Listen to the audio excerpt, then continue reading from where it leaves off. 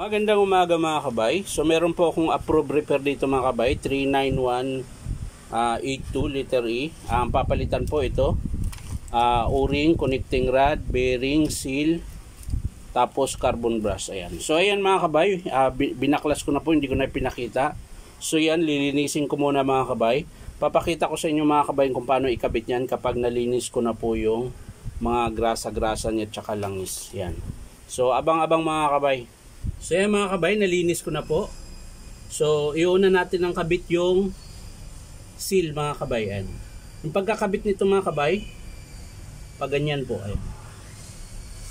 Yung parang may kanal siya mga kabay, yun yung sa loob. Yung wala namang kanal, ayan, ito yung sa labas. Nakaganyan ang forma niyan mga kabay. Yan, ganyan ang forma niyan. Dapat nakaganyan po siya. Yan. So ang pasok niyan mga kabay pag ganyan. Yan. Yan. Pag naipasok mo na yan mga kabay, susunod mo tong bearing. Ayan. Tapos syempre yung circlip. Ayan. So kakabit natin mga kabay. So ayan mga kabay, nakabit ko na po yung bearing. Tapos yung seal, ayan. So susunod ko na po tong circlip. Ayan. Pagkakabit nito mga kabay, gagamit lang po kayo ng circlip remover. Ayan. Papasok po ito mga kabay. Ayan.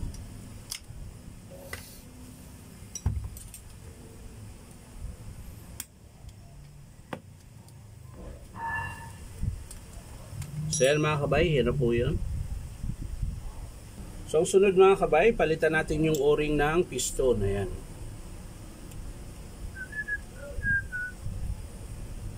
So ito po yung bago mga kabay. Tapos yung connecting rod, papalitan din natin mga kabay. Ito, dahan-dahan lang po pag sikwat nito kasi plastic lang po itong pinakalock niya. Pwede po siyang mabali. So ayan mga kabay. Ito po yung bagong connecting rod. Papalit natin.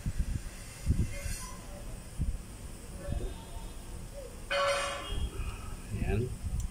Tapos babalik natin yung lock ng pin.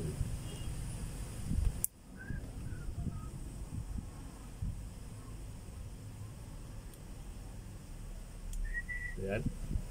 So okay na po siya mga kabay. Sunod yung sa striker naman mga kabay, papalitan natin ng o-ring. Ayan.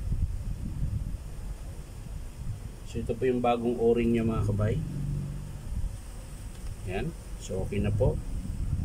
Ang sunod yung o-ring dito mga kabay. Ito yung dalawa mga kabay. Ayan. Dito po yan. Tapos yung malaki naman, ito, dito. Ayan. Ganyan po ang forma niyan. Tapos ibabalik po natin ito. Ito, sasalansan natin yan. Ayun muna natin ito. Ayan, ganyan ang forma niyan.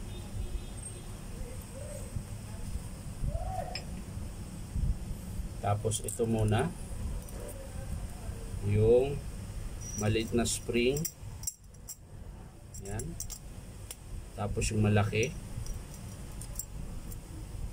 So okay na yan mga kabay. So lalagyan natin ng grasa ito. So yan mga kabay, nalagyan ko na po ng grasa yung loob.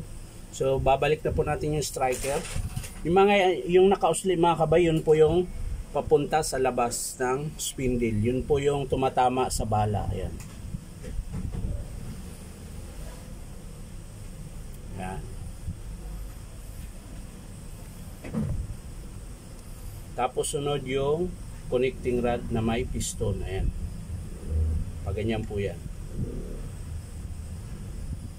Ayan.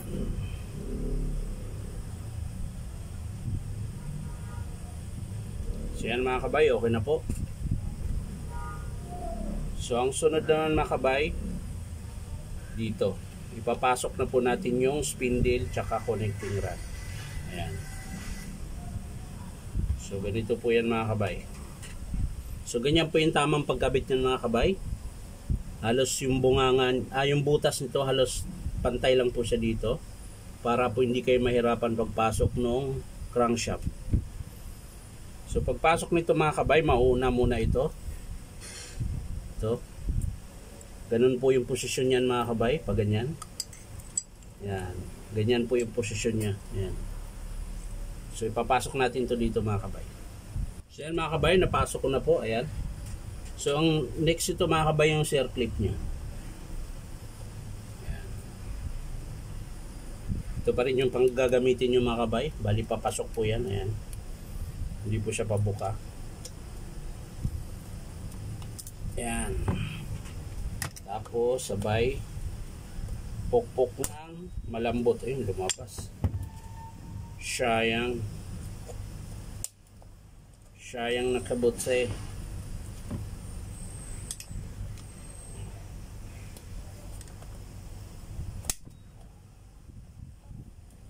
Ay, pumasok mga kabay. So yan mga kabay, napasok ko na po. Ayan, nailagay ko na yung circlip. So ang next mga kabay, ito naman, papasok po natin yung crankshaft sa connecting rod. Ayan, ganyan po lagi forma niyan mga kabay. So yan mga kabay, nakapasok na po. Ayan. So para di po siya makalas mga kabay, di ba po nandyan yung connecting rod, iikutin nyo po to. Ayan. Ayan. Kailangan lumagpas siya dito para hindi na po ito mabunot yung crankshaft. Ayan. So ang sunod mga kabay, ito na, sasalpak na po natin yung armature. Ayan.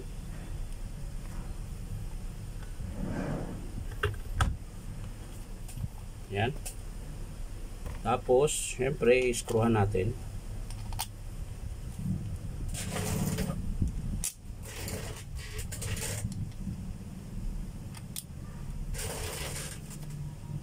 So yan mga kabay, sunod yung takip niya. Ayan.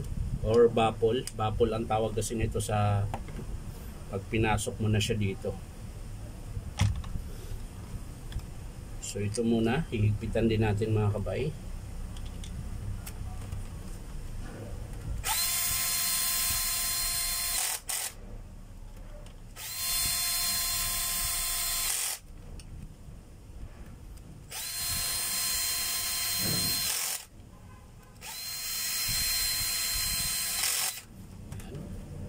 So ang next, ito na po mga kabay, babalik na natin to.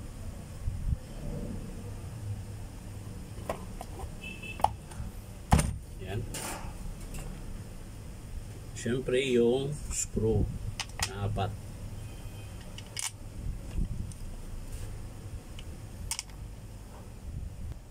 So yan mga kabay, nakabit ko na po. So ang next, lagyan natin ng langis.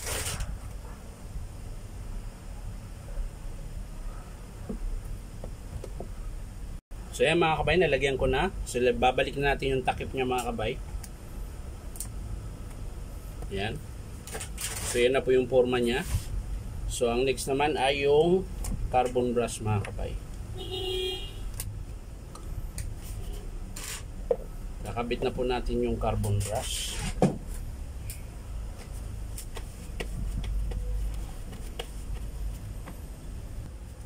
Nakabit na po natin yung carbon brush.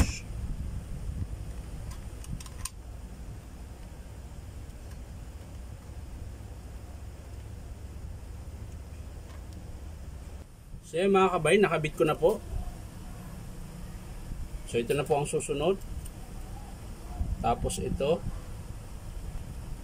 Yan. Tapos yung dilaw. At syempre yung pinakalock na rubber.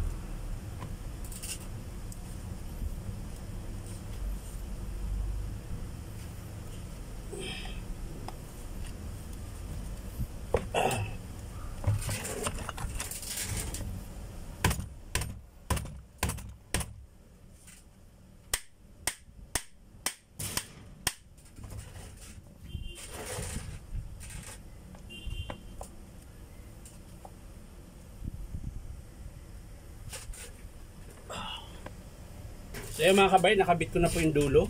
Ayan. So ang sunod na lang mga kabay, ito. Yung pinaka-handle switch niya. Ayan.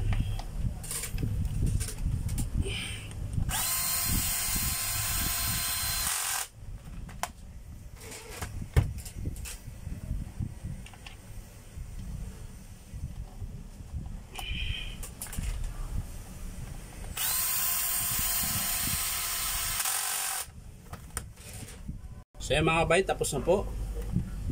Susunod na lang natin na ikabit ay yung yung wiring mga kabay. Yung manggagaling sa switch, ayan, kakabit na po natin.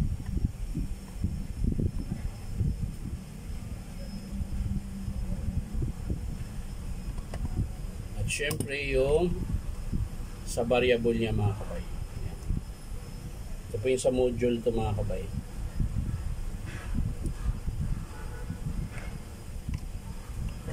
Ayan. Tapos ito naman yung kabilang linya. Ayan. So okay na yun mga kabay.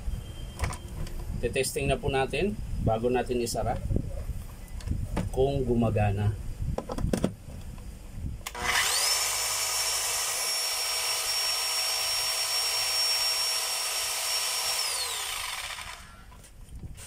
So isara na po natin mga kabay. Ayan, okay naman po lahat.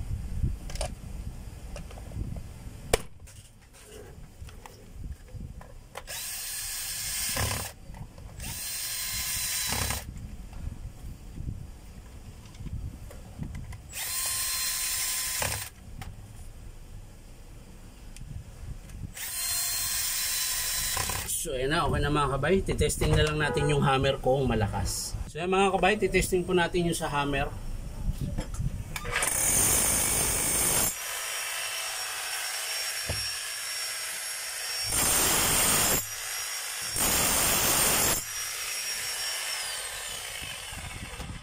So okay na po siya mga kabay. Malakas na po yung hammer niya.